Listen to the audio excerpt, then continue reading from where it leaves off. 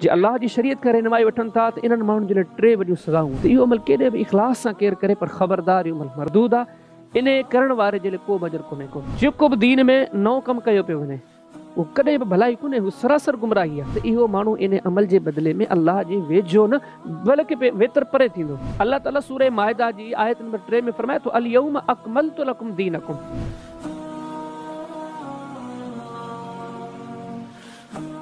रज़ा नोड़ियो बदीन खां सवाल कनि था, हाफ़िज़ साहब तव्हां खां सवाल कनि था त असां वटि कंहिं जे मरी वञण ते ईअं थींदो आहे त मैयत खे सवाब पहुचाइण जे ख़ातिर मुख़्तलिफ़ ॾियाड़नि ते मुख़्तलिफ़ खाधनि जो इंतज़ाम कयो वेंदो आहे, जीअं टीजो आहे, जुमाणो आहे, सताणो आहे, चालीहो आहे।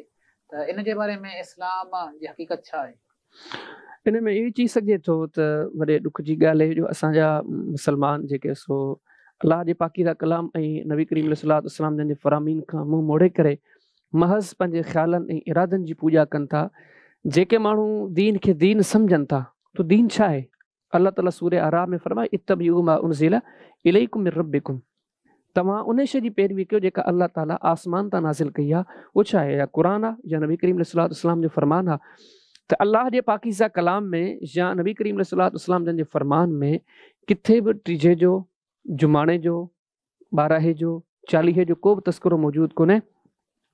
बल्कि इहा शइ त वॾी दिलचस्पी खां सम्झो त पुर आहे। इन मामले में सही त सही का ज़ईफ़ हदीस बि कान्हे का। चलो नबी करीम सल्लल्लाहु अलैहि वसल्लम जन खां न हुजे, कंहिं सहाबी खां हुजे, कंहिं ताबई खां हुजे, कंहिं खां बि इन शइ जी का साबिती का रिवायत कान थी मिले, न सही न ज़ईफ़ त करे को इन्हनि रस्मूं कयूं हुजनि।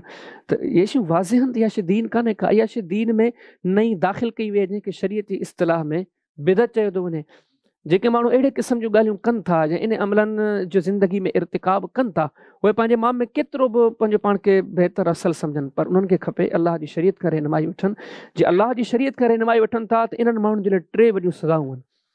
सभ खां पहिरीं सज़ा इहा आहे त इहे इन मामलात में अगरचे लख लुटाए छॾनि, पर इन्हनि जे इन अमल जी का हैसियत कान्हे का। हदीस किताब सही मुस्लिम में किताबुल अक्सिया में इमाम साहब बाब क़याम कंदा, बाब नक़्ज़िल अहकाम। नबी करीम सल्लल्लाहु अलैहि वसल्लम जो फरमान ज़ीशान पाण फरमाईं त मन अहदस फी अमरिना हाज़ा, जंहिं बि माण्हू दीन में को अहिड़ो कमु कयो जंहिंजी असां तालीम न ॾिनी, पाण फरमाईं त फहुव रद्दुन, उहो मरदूद आहे। जी पाण करीम सल्लल्लाहु अलैहि वसल्लम जो ॿियो फरमान बि साॻी जाइ ते इमाम मुस्लिम रहमतुल्लाह नक़ल कयो त पाण करीम सल्लल्लाहु अलैहि वसल्लम फरमाईं त मन अमिल अमलन लैस अलैहि अमरुना फहुव रद्दुन। जंहिं माण्हू को अमल कयो, दीन सम्झी करे कयो, दीन में दाख़िल कयो ऐं असां उन जी तालीम न ॾिनी त इहो अमल मरदूद आहे। सभ खां पहिरीं जेका सज़ा अहिड़े क़िस्म जे माण्हुनि जे लाइ आहे त उहो केॾो बि ख़र्च कंदा। ऐं नथो चवां न को कंहिं जमात जे मुफ़्ती ऐं मौलवी जी फ़तवा आहे, रहमतुल लिल आलमीन मिठड़े मोहम्मद करीम सल्लल्लाहु अलैहि वसल्लम जन जी तालीम आहे त इहो अमल केॾे बि इख़लास सां केरु करे, पर ख़बरदार इहो अमल मरदूद आहे। इन करण वारे जे लाइ को बि अजर कोन्हे को।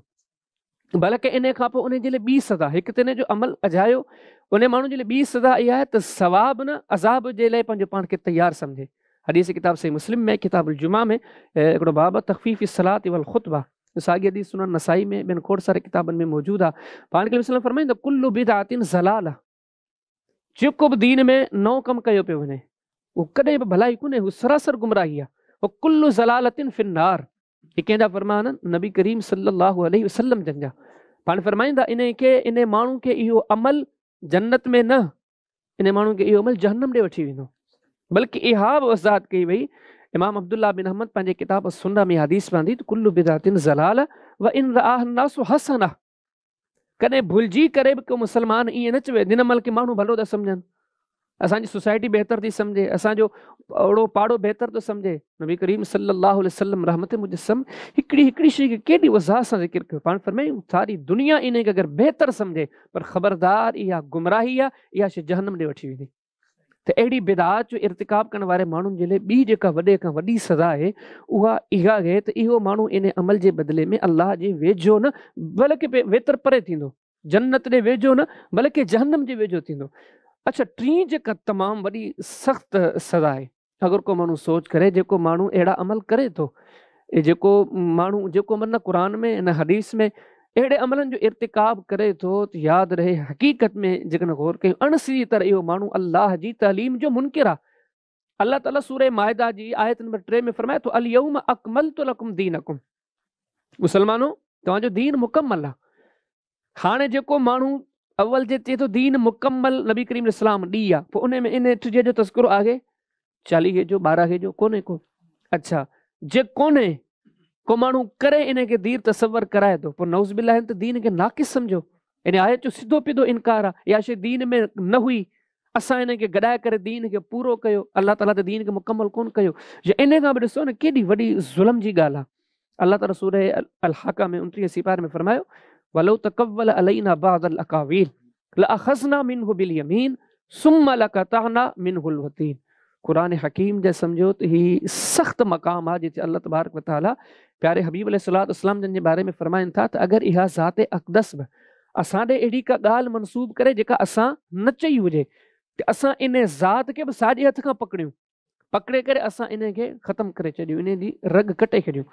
त जेकॾहिं अल्लाह जा प्यारा हबीब सल्लल्लाहु अलैहि वसल्लम काश, हालांकि ज़ात कहिड़ी आहे, ख़ल्क़ में जंहिंखां अज़ीम ही आलात का ज़ात कान्हे का, पर उहा ज़ात बि पंहिंजे तरफ़ां का ॻाल्हि करे अल्लाह जी ज़ात ॾे मनसूब करे त केॾी अल्लाह जी ज़ात खे इहा अदा अणवणंदड़ आहे।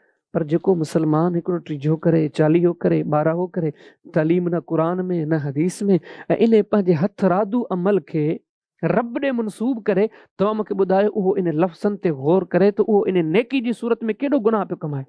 त हासिल कलाम इहो आहे त इहा हिकिड़ी शइ सरासर बिदअत आहे, इन जे नतीजे में का बि चङाई कान्हे। जेको इंसान करे थो अल्लाह जी ज़ात खां डिॼी वञे, इन हक़ाइक़ ते गौर करे, अल्लाह पाक असां सभिनी खे अमान में रखे। सब्सक्राइब करियो ऐं बेल आइकन ते क्लिक करियो त जीअं असांजी हर नई वीडियो जो नोटिफिकेशन मिले।